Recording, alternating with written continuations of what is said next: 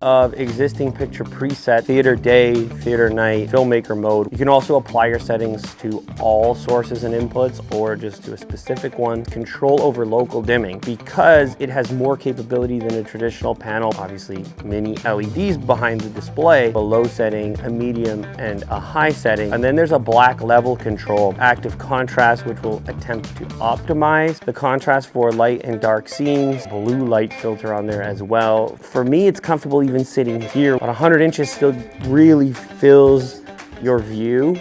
I think this is going to be compared to projectors. As I suggested at the beginning of the video, it has that scale. At 100 inches, a lot of people are looking at short throw projectors. In this case, you're still getting more light output, particularly in a room which has competing light sources. And that's where this has a huge advantage over projector. Basketball, hockey, like bright, punchy, colorful sports, I think that the TV has an advantage over the projector. It's just in my experience, but Disney Plus seems to have, it has some of the best looking streaming content outside of specialty services.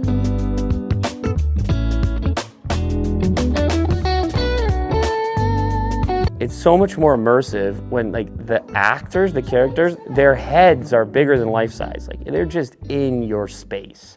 They are in your room. If this was on my phone, I would not be captive, but I put it over there and I'm 2 minutes in and I'm like, what's gonna happen? I'm so much more committed.